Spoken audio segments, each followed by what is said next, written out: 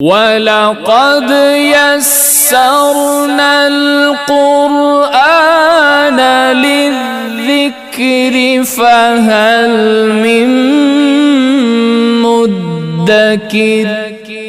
یہ سورہ نساء ہے نا جس کو آج ہم پڑھ رہے ہیں، اس کی پہلی آیت مبارکہ آپ نے سنا ہوگا۔ عموماً آپ نکاحوں پہ جاتے ہیں تو امام صاحب یا نکاح خواہ یا علماء جب نکاح پڑھتے ہیں تو وہ سنت کے مطابق نکاح میں چند آیات بھی پڑھتے ہیں، اور ان آیات میں سورہ نساء کی پہلی آیت مبارکہ بھی ہے جو بھی ہم نے پڑھی ہے کہ یا ایھا الناس اتقوا ربکم الذی خلقکم من نفس واحدہ۔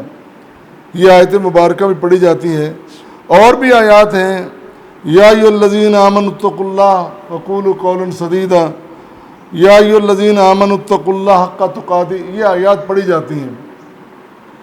تو یہ سورہ نساء کی آیت مبارکہ نکاح کے موقع پر نبی کریم صلی اللہ علیہ وسلم کا پڑھنا اور پھر اس کے بعد کچھ باتیں ارشاد فرمانا، یہ بڑی غور طلب بات ہے۔ وہ یہی ہے کہ رسول کریم صلی اللہ علیہ وسلم آپ نکاح کے وقت مختصر خطبہ پڑھتے، مختصر آیات پڑھتے اور مختصر اس کے بعد بیان بھی کرتے، کچھ باتیں، کچھ چھوٹے چھوٹے نکات آپ بیان کرتے۔ مثلا اس میں ذکر ہے تقوی و پرہیزگاری کا۔ اگر کسی شخص میں تقوی نہیں، پرہیزگاری نہیں، گناہوں سے، خطاؤں سے بچتا نہیں اور بچنے کی کوشش نہیں کرتا، وہ اللہ کا بندہ کیسے ہو گیا؟ آپ کو کسی رنگ میں، کسی ڈھنگ میں نظر آئے، کسی امامے میں، کسی قبے میں، جبے میں نظر آئے، وہ علیحدہ منظر ہے، لیکن اگر اس میں یہ جذبہ ہی نہیں ہے کہ میں نے تقوی اور پرہیزگاری اختیار کرنی ہے تو کس طرح اللہ کا بندہ ہو سکتا ہے؟ تو یہ بات نبی کریم صلی اللہ علیہ وسلم نکاح کے موقع پہ بیان کرتے کہ تقوی اختیار کرو، پرہیزگاری اختیار کرو۔ اور پھر اس آیت مبارکہ میں ربوبیت کا ذکر ہے، خالقیت کا ذکر ہے۔ ربوبیت یہ ہے کہ پالنا کس نے ہے؟ پالنا رب نے ہے۔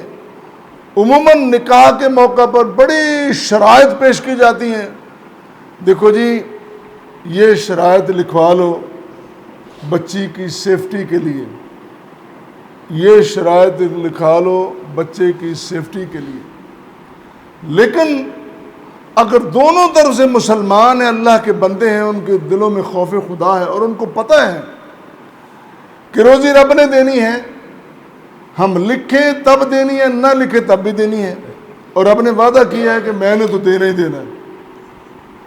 اور ہمارے ہاں نظام معیشت ہے، ہمارے ہاں اکانومی ہے، اللہ نے لفظ ربوبیت استعمال کیا ہے۔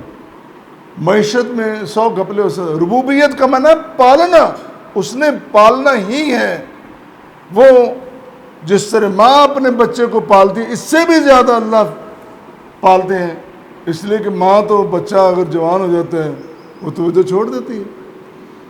بس اوقات ماں باپ ناراض بھی ہو جاتے ہیں، کہتے ہیں جا بھائی تیرا ساڑھے نال نباہ نہیں ہوتا، تو اپنی کر تے کھا جا کے، ساڑھا تیرا کوئی تعلق نہیں۔ بعض اوقات ایسا بھی ہوتا ہے والدین آگ کر دیتے ہیں، لیکن اللہ تو نہیں کرتا۔ وہ ماں کے پیٹ میں کھلاتا ہے، ماں کی گود میں کھلاتا ہے، جب زمین پہ چلنے بھاگنے پھرنے لگتا ہے تب بھی کھلاتا، جوان ہو جائے تب بھی، بوڑھا ہو گیا، سگے بچوں نے توجہ چھوڑ دی، بیگم نے توجہ چھوڑ دی، اللہ پھر بھی کھلاتا ہے۔ تو یہ جو ربوبیت کا تذکرہ ہے یہ بطور خاص کیا جاتا ہے۔ ہم اصل میں اس طرف توجہ نہیں کرتے، ہمیں توجہ سے ہر بات سننی چاہیے۔ پھر ربوبیت اور اس کی خالقیت کا ذکر، اور پھر خاص بات اللہ نے جو فرمایا وَاتَّقُوا اللَّهَ الَّذِي تَسَاءَلُونَ بِهِ وَالْأَرْحَامَ، اللہ سے ڈرو اور رشتوں سے رحم کی جمع ارحام، رشتوں سے ڈرو، یعنی رشتوں کے ٹوٹنے سے ڈرو۔ وہ انتہائی خوشی کا موقع ہوتا ہے، لوگوں نے ہزاروں لاکھوں کروڑوں پہ لگائے ہوتے ہیں اور بڑی بڑی شخصیات کو وہاں پہ مدعو کیا ہوتا ہے، لوگ تشریف لائے ہوتے ہیں۔ اس موقع پر یہ بات کہنا کہ لوگوں یہ خوشیاں مناؤ، بھلے مناؤ، لیکن رشتوں کو بچاؤ، رشتوں کو ٹوٹنے سے ڈرو، رشتے نہیں توڑو، جو رشتے کام ہو جاتے زندگی بھر نبھاؤ ان کو، یہ بڑی بات ہے۔ اور پھر مساوات کا ذکر ہے کہ اللہ تعالیٰ نے تمہیں ایک جان سے پیدا کیا، تم یہاں جو کوئی چودھری بنا ہوا ہے، کوئی سردار بنا ہوا ہے، کوئی فلاں، کوئی بڑے بڑے نام ہیں، اور ایک غریب آدمی اس کو پاس بیٹھنے نہیں دیتے، بھٹکنے نہیں دیتے، یہ جو تم نے انداز بنا رکھے ہیں یہ کیا ہیں؟ پیچھے تو تم سارے ایک ہی ہو، ایک ہی بابا آدم ہے، ایک ہی حضرت حوا ہے، وہیں سے کام چلا ہے۔ تم نے کسی کو کمی بنا دیا، کسی کو چودھری بنا دیا، کچھ کر رہے ہو، کیا کر رہے ہو؟ نہیں، سارے اللہ کی مخلوق ہیں، اور یاد رکھو تمہارے معیارات اور ہیں، رب کا معیار اور ہے۔ رب کا معیار کیا ہے؟